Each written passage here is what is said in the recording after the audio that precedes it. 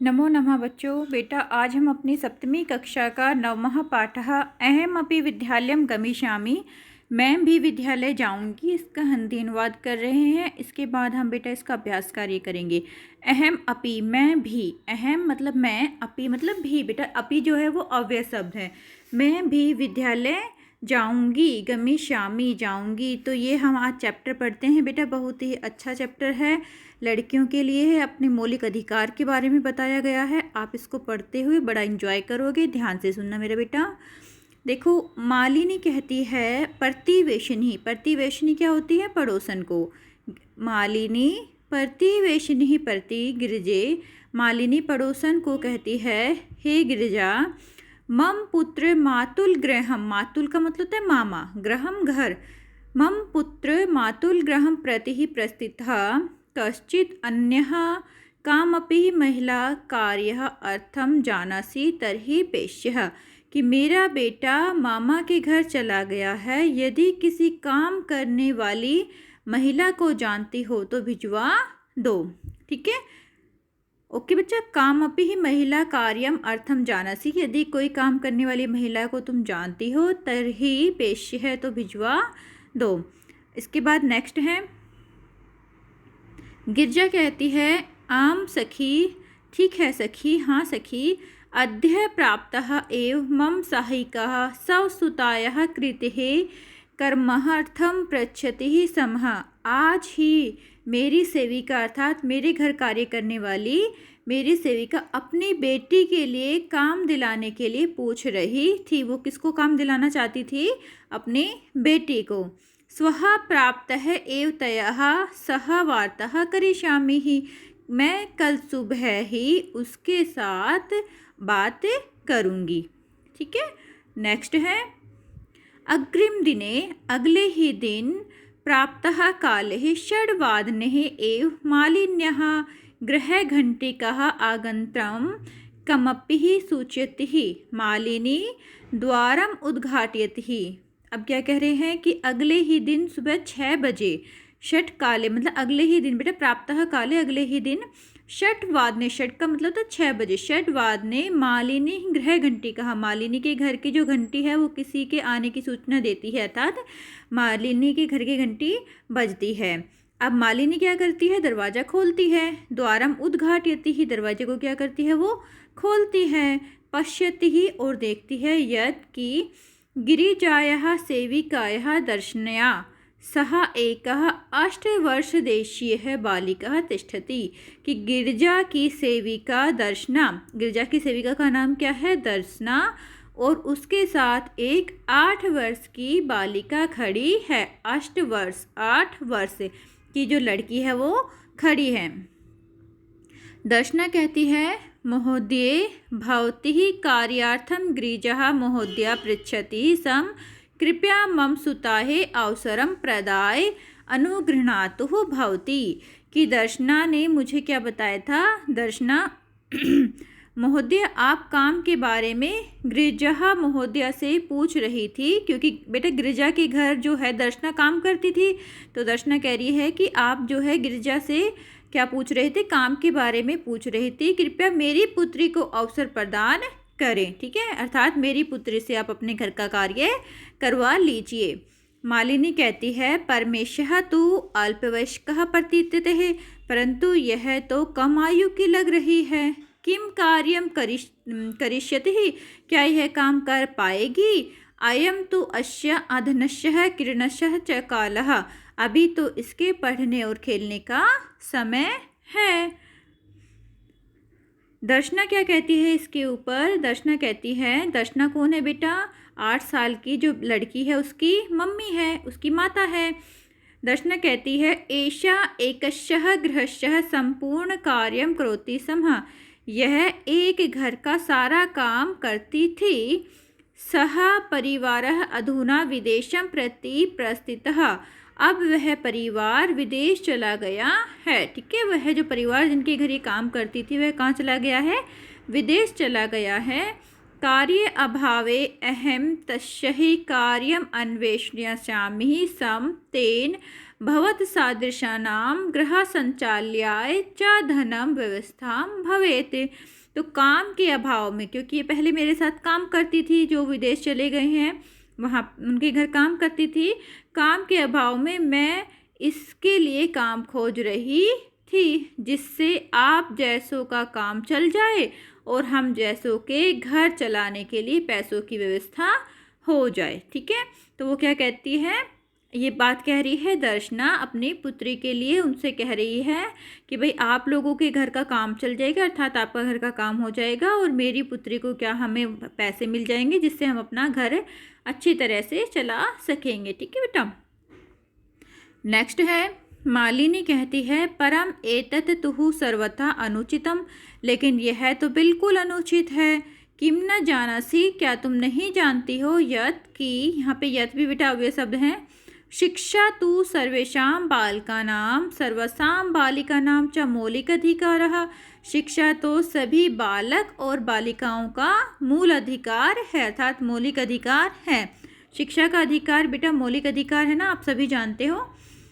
Next है मौलिक अधिकार के बारे में दिखा दिया है बेटा, हमारे जो 6 मौलिक अधिकार हैं, शिक्षा का अधिकार, स्वतंत्रता का अधिकार, ठीक है, ये हमारे जो अधिकार हैं इनके बारे में आपने एसएसटी की बुक में पढ़ा होगा ना। समानता का अधिकार, धार्मिक संवैधानिक उपचारों का अधिकार, शोषण के विरुद्ध अधिकार, तो ये जितने भी 6 अधिकार हैं वो आप लोग पढ़ चुके हो। तो एक बार हमने अब संस्कृत में भी रिपीट कर लिए। ओके, ये 6 अधिकार आप लोग ध्यान रखना कौन कौन से हैं हमारे, शिक्षा का अधिकार, स्वतंत्रता का अधिकार, शोषण के विरुद्ध अधिकार, संवैधानिक उपदेशों का अधिकार, धार्मिक स्वतंत्रता का अधिकार और समानता का अधिकार। ये 6 अधिकार हैं हमारे। तो वो कह रही हैं कि जो शिक्षा है तो ये तो इनका मौलिक अधिकार है। अब दर्शना क्या कहती है इसके ऊपर, महोदय अस्मत् सदृशानां तो मौलिका अधिकार है केवलम स्वादो पुरति स्वः स्वस्ति। ये कह रही कि महोदय हम जैसों का मूल अधिकार तो पेट भरना और भूख को मिटाना है, अर्थात हम मौलिक अधिकार के बारे में नहीं जानते। हमारा मौलिक अधिकार तो क्या है, केवलम स्वदह पूर्ति, अपने पेट की पूर्ति है, स्वः और रेवः अस्ति और भूख मिटाना है। एतश्च व्यवस्थाएं, इसी ही की व्यवस्था के लिए एव ही सर्वस्मिन् दिने 5 षड्ग्रहाणां कार्यं करोमि। इसकी अर्थात पेट भरने की व्यवस्था के लिए ही मैं दिन भर 4-5-6 घरों में काम करती हूँ। ठीक है, 5-6 घर में काम करती हूँ। मेरे बीमार पति क्या कह रहे हैं, मम रुग्णः पति, रुग्णः मतलब बीमार, मम मेरे, रुग्णः बीमार पति, तू कंचित अपि ही कार्यम न करोति, कोई कुछ भी काम नहीं करते हैं। मेरे पति बीमार हैं, वो कुछ भी कार्य नहीं करते हैं। अतः अहम मम पुत्री च मिलित्वा, इसलिए मैं और मेरी पुत्री मिलकर परिवारस्य भरण पोषणम कुर्मः, परिवार का भरण पोषण करते हैं, अर्थात पालन पोषण करते हैं। अस्मिन् महार्घात काले, महंगाई के समय में, महार्घात काले का मतलब क्या है, महंगाई के समय में, अस्मिन् इससे, महंगाई के समय में मूलभूत अवकाशानां कृते एव धनं प्राप्तं न भवति तर्हि कथं विद्यालयः शुल्कं गणवेशं पुस्तकं आदीनि क्रेतुं धन मानेष्यामि। तो ये क्या कह रहा है कि महंगाई के समय में तो मूलभूत आवश्यकताओं के लिए पैसा नहीं है। जो मूलभूत आवश्यकताएं हैं कौन कौन सी हमारे पास, रोटी कपड़ा और मकान की। इस महंगाई के टाइम में तो हमारे पास जो हमारी मूलभूत आवश्यकताएं हैं उसको पूरा करने का भी पैसा नहीं है। कथम विद्यालयम शुल्कम, तो मैं कैसे विद्यालय का जो शुल्क है, विद्यालय की फ़ीस दूंगी। गणवेश, गणवेश का मतलब होता है बेटा जो हम कपड़े पहनते हैं ना, विद्यालय की यूनिफॉर्म, ठीक है, गणवेश यूनिफॉर्म को बोलते हैं, कि कैसे मैं इसके जो विद्यालय की यूनिफॉर्म है, वस्त्र हैं, वो दिलवाऊंगी। पुस्तक आदानि ही क्रेतुम, और पुस्तक आदि खरीदने के लिए धनम आनेष्यामि, धन कैसे लाऊंगी, अर्थात मैं ये सारी चीज़ें कैसे कर पाऊंगी, मेरे पास तो इतना पैसा नहीं है जो मैं विद्यालय की फ़ीस भी दूँ, इसकी ड्रेस भी लेके आऊँ विद्यालय की, और पुस्तक भी दिलाऊँ। इस पर मालिनी क्या कहती है, अहो अज्ञानम भवत्या, अरे आप तो अज्ञान हैं, आप तो कुछ नहीं जानती। किम न जानासी, आप तो कुछ नहीं जानती। यत् कि 9,200 सॉरी बेटा, नवोत्तरद्विसहस्रं 2009 तमे वर्षे सर्वकारेण सर्वासां बालकानां कृते शिक्षायाः मौलिक अधिकारस्य घोषणा कृतः कि वर्ष 2009 में भारत सरकार द्वारा, ठीक है, सर्वकारेण सरकार द्वारा सर्वेषां बालकानां सभी बालक और सभी बालिकाओं के लिए शिक्षा जो है वो मूल अधिकारों की घोषणा की गई है कि जो शिक्षा है सबका क्या है, मूल अधिकार है और उसे सब स्वतंत्र रूप से प्राप्त करेंगे, उसके लिए पैसे नहीं देने पड़ते ना। तो ये हमारा बेटा अधिनियम है जिसके तहत 2009 में हमारी जो आया था बेटा RTE, राइट टू एजुकेशन, 2009 में स्टार्ट हुआ था। इसमें क्या कहा गया था, इस अधिनियम के अनुसार 6 से 14 वर्ष तक के बच्चों को निःशुल्क एवं अनिवार्य प्रारंभिक शिक्षा प्राप्त करना उनका मौलिक अधिकार है। ओके, और इसमें जब बच्चा 6 से 14 वर्ष तक का होता है तो उसके लिए फ़ीस नहीं दी जाती है उनसे, बल्कि उन्हें पैसे भी दिए जाते हैं, ठीक है, आर्थिक रूप से, और उनके ड्रेस की, बुक्स के, स्टेशनरी के जितने भी सामान है बेटा उनका सब कुछ गवर्नमेंट पे करती है, गवर्नमेंट पैसे देती है, ठीक है। 14 साल तक का बच्चा अप्रोक्स 8th क्लास तक पहुंच जाता है।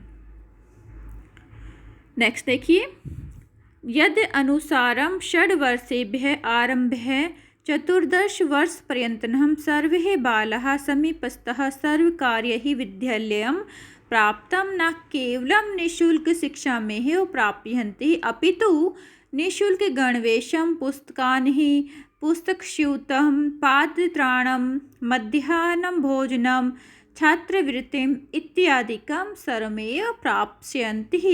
ठीक, हिंदी क्या कह रही है बेटा इसमें देखो, जिसके अनुसार 6 वर्ष के आयु से लेकर 14 वर्ष की आयु तक के सभी बच्चे, ठीक है, षड्वर्षेभ्यः आरभ्य 6 वर्ष से हमने आरंभ की आयु, और 14 वर्ष पर्यंतम 14 वर्ष तक की आयु के सभी बच्चे, सर्वे बाला, सभी बच्चे क्या करते हैं, समीपस्थः सर्वकार्य विद्यालय, समीप के सरकारी विद्यालय में प्राप्य न केवलम निःशुल्क शिक्षामेव प्राप्त करते हैं, निःशुल्क शिक्षा प्राप्त करेंगे, और बल्कि विद्यालय की पोशाक, पुस्तकें, थैला, शूता, शूता का मतलब होता है थैला बेटा, और जूते, प्रादत्राणम का मतलब होता है जूते, और उसके साथ साथ दोपहर का भोजन, छात्रवृत्ति भी निःशुल्क प्राप्त करेंगे। जो हमारा RT है, राइट टू एजुकेशन है बेटा, RTI, उसके अकॉर्डिंग जो बच्चे हैं वो 6 से 14 साल तक क्या क्या प्राप्त करेंगे, सरकारी स्कूल में निःशुल्क शिक्षा प्राप्त करेंगे, निःशुल्क यूनिफॉर्म प्राप्त करेंगे, पुस्तक, बैग, जूते, दोपहर का भोजन और छात्रवृत्ति, ये सभी सरकारी स्कूल में वो प्राप्त करेंगे।